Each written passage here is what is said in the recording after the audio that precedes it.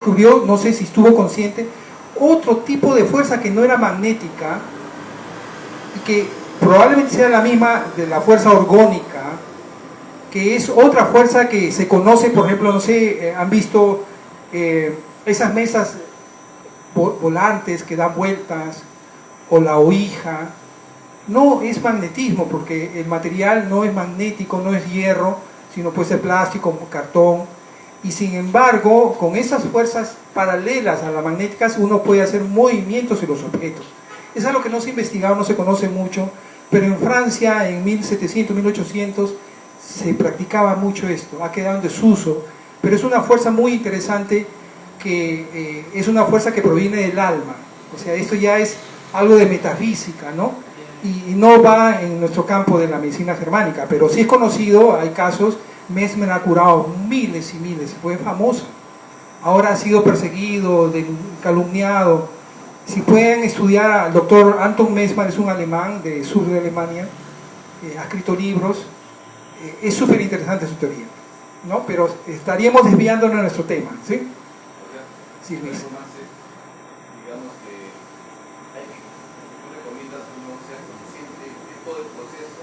Sería mejor. La causa raíz de por qué ocurrió la falla y así crecemos. Sin embargo, hay la creencia de que mejor es creer sin ver.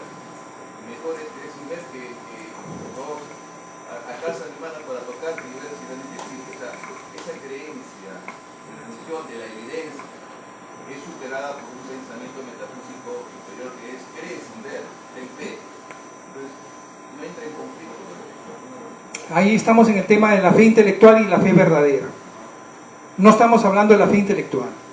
O sea, esta medicina, este conocimiento que te hace llevar vivencias, es para que la utilices con la fe verdadera, no la intelectual. El crecimiento nunca se hace con la fe verdadera, con la fe intelectual. Porque si fuera así, entonces todos los religiosos serían sabios, iluminados. Pero muchos religiosos son fanáticos, porque solo tienen la fe intelectual y no tienen la fe verdadera. Entonces, esta medicina se debe unir con la fe verdadera, que es ver, saber sin ver. Saber sin ver es la fe verdadera. Tú ves en tu interior la verdad, pero tienes que haber crecido en eso. Y para eso estas experiencias de conocer por qué tu biología te hace sufrir este proceso que te incomoda, te detiene la vida, el frenesí, y te da una oportunidad para que medites, hagas introspección y empieces a desarrollar la fe verdadera, ¿no? Y ese es un tema interesante. Bueno, la tercera ley biológica, el tiempo no nos alcanza para todas las leyes. A ver cómo estamos de hora. Nos queda 50 minutos. La cuarta ley es interesante. En mis cursos, donde hay estudiantes de medicina o médicos, esta es la ley que más les perturba, es la ley que más les molesta. Un estudiante me dijo: miren, la primera ley casi como ya lo sabemos, estudiamos en la universidad. La segunda y la tercera ley, claro, todo es científico, médico, perfecto.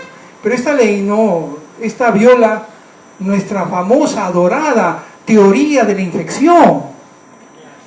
Y no es ley, ojo, es teoría. Una vez un alemán le escribe al ministro de salud en Alemania: señor ministro, ¿por qué sigue siendo teoría? Han pasado cuántas décadas, cuántos siglos y todavía no es ley. Una pregunta incómoda para un ministro de salud. Bueno, al final le contesta: bueno, es una teoría que la consideramos como ley, pues. O sea, ¿qué de ciencia tiene eso? La teoría de la infección, que viene de Pasteur, todo esto, ¿no? ¿Qué de ciencia tiene esto? Bien, esta cuarta ley tira por la borda esa teoría. La destroza. La destroza. ¿Qué dice? Que los microbios no son nuestros enemigos, sino son nuestros amigos. ¿Ya? Incluso acá está especificado, por ejemplo, para el cerebro antiguo, los amigos son los hongos, micobacterias, o sea, la relación con endodermo, tronco cerebral. En el mesodermo antiguo, el cerebelo, trabajan también hongos y micobacterias. En el mesodermo nuevo, sustancia blanca cerebral, trabajan bacterias, ya no micobacterias, o sea, no hongos.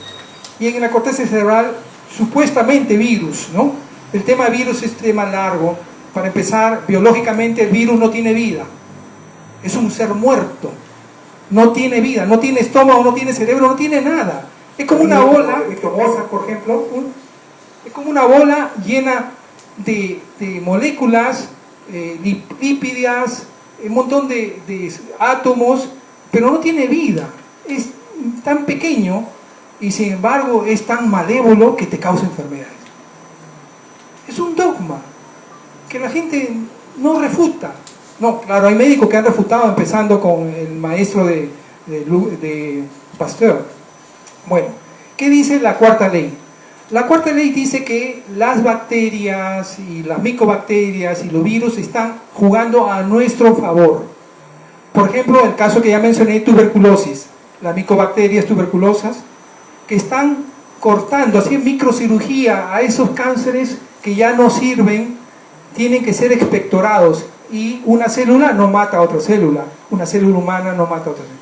Para eso están estas amigas que son las micobacterias, que van haciendo microcirugía y van expulsando ese cáncer a través de la tuberculosis. Si el cáncer fue muy grande, la tuberculosis va a ser grande y va a durar un montón y va a ser muy incómoda, la va a pasar muy mal. Pero eso de que es contagioso, otra falsa teoría, ¿no? Entonces, obviamente acá va a chocar. ¿Los parásitos también? Los parásitos es un tema que el doctor Hammer no ha profundizado. No se sabe exactamente cuál es la función de los parásitos. Pero los parásitos son consecuencias de errores en la civilización. Como ejemplo, hay parásitos del alma también. Por ejemplo, las pulgas del alma existen. Por ejemplo, una persona está con un pensamiento que le hinca, un pensamiento que te hinca y te hinca. ¿Quién no ha vivido eso? Uy, caramba, no he estudiado, no he hecho la tarea, está que te hinca. Eso es una pulga, un parásito que te resta energía y no haces ni atas ni desatas, porque está esa pulga que te quita la energía, ¿no? ¿Cuál es el sentido? Bueno, observa qué error estás cometiendo, qué mal camino estás llevando, ¿no? Por ejemplo, el piojo es un parásito que está en la cabeza mayormente y te pica y te chupa la sangre y te molesta, y cuando el piojo comienza a bajar de la cabeza y llegar acá es peor, ¿no? El piojo también es esas preocupaciones, ya no pensamientos, preocupaciones que están que te molestan, preocupaciones, ansiedad, te traen ansiedad, son piojos espirituales, ¿no? A ese nivel, por ejemplo, no se maneja en la medicina germánica, pero es interesante, el doctor Hammer no ha podido profundizar el tema. Pero lo más probable es que tenga una funcionalidad. Claro, no hay que vivir con los parásitos, no es una cuestión obligatoria, pero sí habría que profundizar el tema que todavía no se ha hecho en la medicina germánica. Y la quinta ley, ya para terminar, tenemos esta ley, dicen que la más importante es la quinta esencia, en la que dice que toda enfermedad tiene un sentido sensato. O sea, ya no puedes ver tú como una mala suerte. Por ejemplo, los últimos investigaciones a nivel oficial, OMS, la FDA, se ha concluido, según los estudios, que la causa de los cánceres, un altísimo porcentaje es el azar, o sea, la mala suerte. Obviamente hay médicos que han protestado, que ¿cómo que la mala suerte? Esa es tu causa. Mejor dicho, no sé pues la causa, pero no digas mala suerte, ¿no? Pero eso es oficial, ojo, que se considera que como ya no se conoce la causa, entonces la mala suerte es la causa, ¿no? Entonces, pero la quinta ley refuta eso. Dice, todo proceso biológico es sensato, a tu favor, ¿sí? Una persona, por ejemplo, vamos a hacer un ejemplo, una persona que se siente autodesvalorizado, ¿sí? Entonces, sí.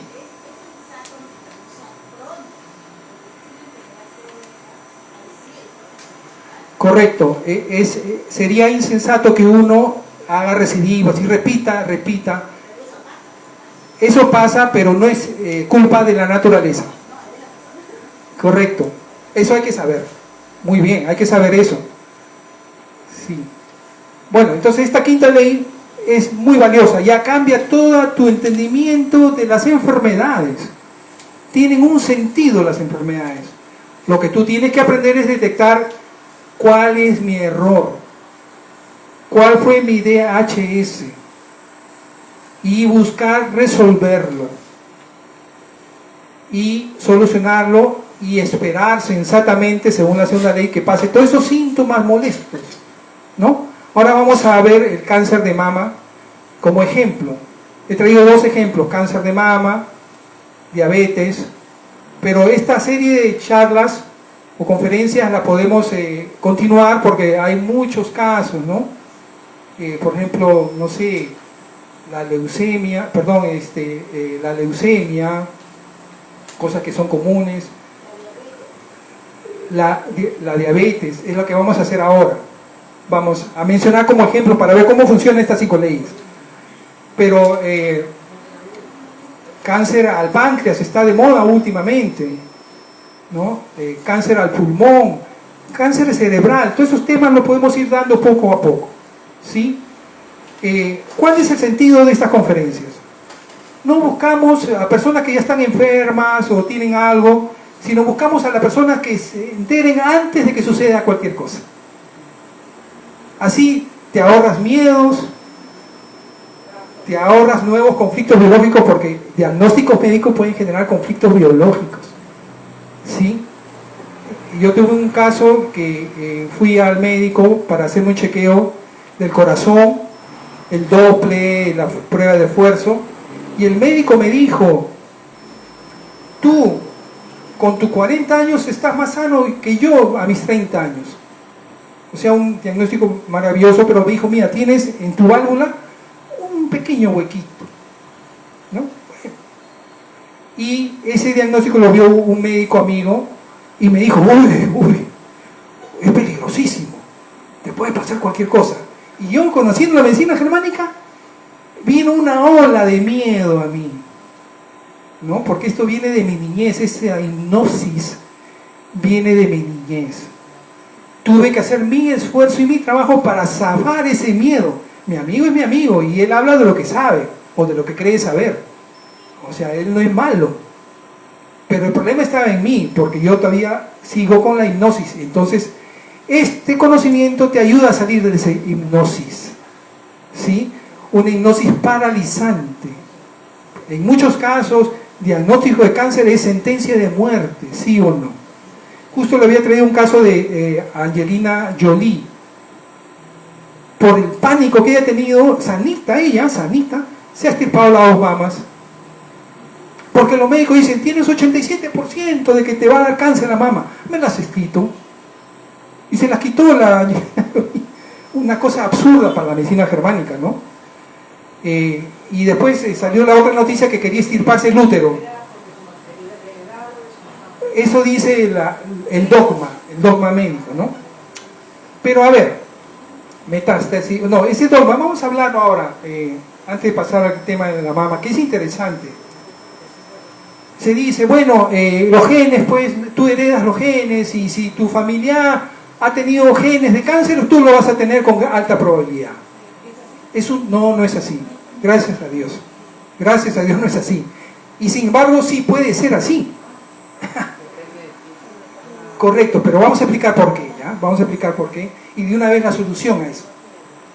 Claro, supongamos, una mamá tiene su hijo y el hijo se enferma y ella entra en una preocupación tan extrema que comienza a generar cáncer en las glándulas mamarias. Ya, ok. La hija crece. Uy, tu mamá fue así. Bueno, teóricamente lo heredaste genéticamente, pero eso es falso, no hay herencia genética. Y sin embargo sí hay herencia. Correcto, es una herencia psicológica. Entonces, la hija que conoce la medicina germánica dice: mamá, tú tenías tu forma de abordar esas preocupaciones con tus hijos, que te llevaban a la generación de un cáncer mamario. Pero yo me desheredo de ti, porque psicológicamente no voy a seguir tu camino, porque según estas 5 leyes no existe